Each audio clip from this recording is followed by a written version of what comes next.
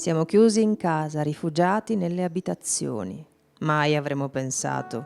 Noi che viviamo il mondo in lungo e in largo, che viaggiamo per lavoro e per diletto, mai avremmo immaginato noi di dover prendere le distanze da tutto e da tutti. E invece siamo qui, bloccati da una pandemia che ci costringe all'isolamento. Sospesi nella solitudine del corpo e delle nostre case, nell'astensione dalla velocità degli accadimenti e dalla frenesia di un quotidiano che sfugge a se stesso. Così, sospesi, abbiamo l'occasione di riprenderci il tempo perduto. Quello delle giornate vissute troppo in fretta, dove spesso i gesti e i pensieri sono annullati dai programmi a tambur battente, dall'ansia di obiettivi da raggiungere, a volte senza sapere perché. Forse in questa astensione dal mondo fisico, dalle mani, dagli sguardi, dagli abbracci tangibili, forse solo ora, quando tutto ciò ci viene negato, ne percepiamo il valore e il sapore.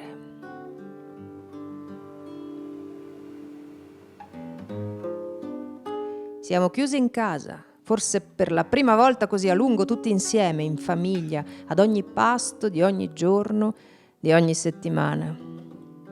Viviamo un inaspettato ritorno al focolare domestico. Ci riappropriamo della cucina, intesa nell'accezione che aveva in un tempo ormai lontano, quando quest'unica stanza riscaldata di tutta l'abitazione ne rappresentava il centro e il cuore pulsante, tanto che il termine chiase, casa, indicava indifferentemente l'intero edificio o la sola cucina, sempre al pian terreno e aperta a tutti.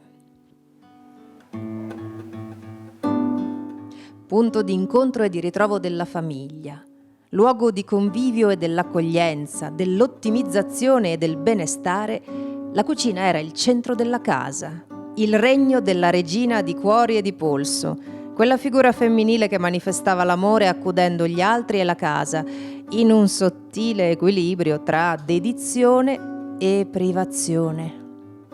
Era il luogo del calore, del fuoco e degli affetti e del gusto, del cibo pazientemente preparato, ma anche di ogni oggetto costruito per la sua precisa funzione d'uso.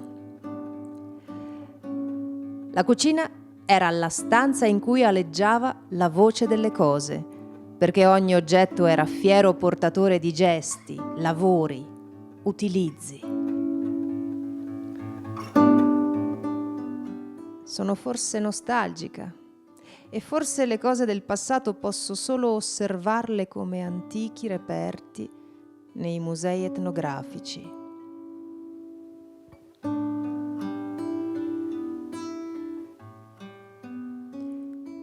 Ma la nostalgia è empatia con il vissuto degli altri, tra i quali ci sono anche i nostri nonni, bisnonni, prozii, e tutti gli avi che li hanno preceduti dal 1700 per arrivare alla prima metà del Novecento, coprendo un arco temporale che in Friuli abbraccia con la stessa intensità il valore del focolare domestico, pur con alcune varianti territoriali e temporali. Ascoltiamole allora le cose e i pensieri del passato, per vivere le cose e i pensieri contemporanei con la consapevolezza che il futuro si costruisce recuperando le radici del presente. Andiamo alle radici del quotidiano in cucina.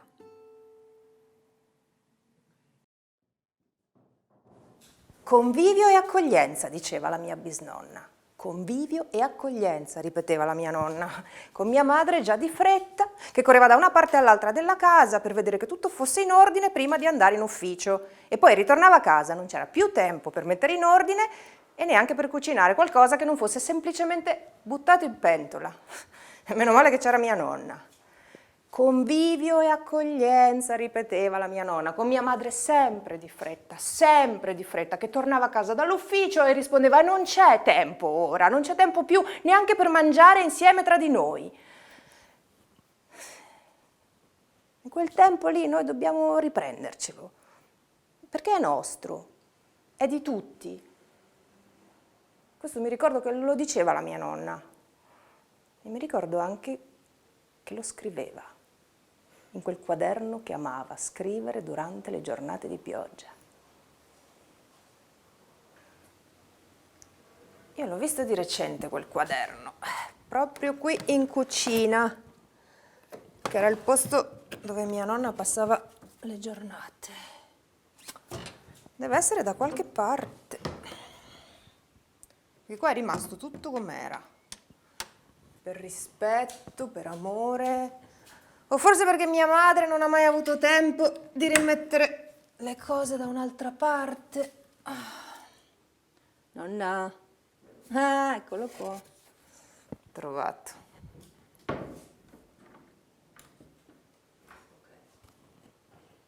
Convivio e accoglienza, diceva la mia nonna. Convivio e accoglienza erano due valori fondamentali che respiravamo ogni giorno attorno al focolare, dove ogni sera ci si riuniva per stare insieme, comunicare e ascoltare. Tutto a viva voce, e quando la voce era quella dei cantastorie, curiosità e gioia aleggiavano sui volti di grandi e piccini. I racconti di Berto duravano ore e non se ne andava finché non aveva finito. Berto faceva il contadino ma amava leggere, abitava a Ciconicco e spesso lo andavamo a prendere con il cavallo. Raccontava sempre storie nuove che a volte ci spaventavano a noi bambini e noi avevamo paura ad andare a dormire. Gli dicevamo: che bravo, ma come fai a conoscere tutte queste storie? Ho letto molti libri, rispondeva. Leggo le storie e poi ve le racconto. E le raccontava così bene che noi restavamo letteralmente incantati ad ascoltarle. Erano storie al profumo di polenta, perché la polenta era la regina dei pasti in famiglia. Non si comprava nulla, si mangiava ciò che si coltivava e produceva: radicchio, formaggio, minestrone di fagioli o patate e frittate insaporite con le erbe dei nostri campi. Il latte che non utilizzavamo veniva portato in latteria e con l'istrissulis, quelle striscioline che venivano scartate durante la messa in forma del latte cagliato, facevamo il frico. Un piatto molto gustoso, tipico, nato dalla povertà e dal riuso. Il riuso degli scarti di lavorazione del formaggio, che venivano cotti in padella anche con l'aggiunta di patate. È un piatto sopravvissuto allo scorrere del tempo, magari poco in famiglia, ma in trattorie e ristoranti. E anche in quest'epoca di consumismo rappresenta ancora una nostra tipicità culinaria. E quando mia figlia va a mangiare fuori con gli amici che arrivano da lontano, ordina frico per tutti. Sempre insieme alla polenta che non mancava mai sulla nostra tavola. La cuocevamo nella chialderie, la pentola in ghisa o rame a bocca larga, perché era necessario cuocere la polenta rimescolando a lungo con un robusto mestolo di legno, il menadour o mescule. Si continuava ininterrottamente a mescolare fino alla cottura. Che discussioni tra noi donne, tra quelle più frettolose convinte che per cuocere la polenta bastassero 20 minuti e quelle più scrupolose che ne ritenevano necessari 50. Quante bocche da sfamare con quella polenta, quando arrivava gente a Fagagna dalla montagna con carrette e carri. Le porzioni si restringevano, ma tutti venivano serviti e poi si continuava ad attingere dalla chialderie utilizzando il rassecrostis, piccola paletta di ferro per staccare dalla pentola le croste della polenta. Squisite, buonissime, anche perché ci ricordavano che mai nulla si poteva buttare. Ai miei tempi il cibo non veniva mai percepito come qualcosa di scontato, ma al contrario come qualcosa di cui essere grati e verso cui portare rispetto.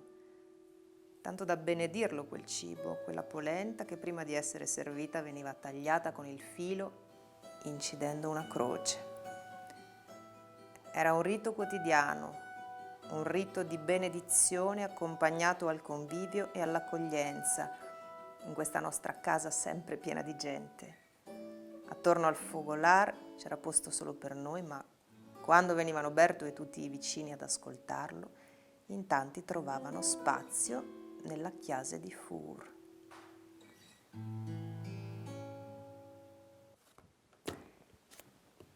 Io me la ricordo questa cosa della chiesa di Fur di cui parla mia nonna, la cucina esterna. Era lo spazio dell'accoglienza, era separato dal fogolar ma comunicante e corrisponde alla sala da pranzo della mia infanzia, che era una stanza che noi non usavamo molto, la usavamo soltanto quando veniva qualcuno, perché noi tutti i giorni mangiavamo nel focolare domestico, dove i cantastorie erano sostituiti dalla televisione. I tempi cambiano, nonna. Non sempre in peggio,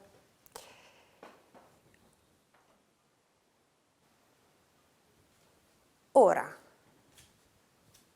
la sala da pranzo della mia infanzia è stata sostituita dal living, uno spazio aperto dove la cucina con isola per pranzi veloci convive con il grande tavolo, con il divano, con gli accessori per le varie funzioni di convivio, di relax e di lavoro. Non è un ritorno al focolare domestico con chiese di Fur? È un rinnovato luogo dell'accoglienza, dove si incontrano gli ospiti, dove si sta con la famiglia, si comunica con le persone. È insomma un buon segno di ritorno alle radici del quotidiano.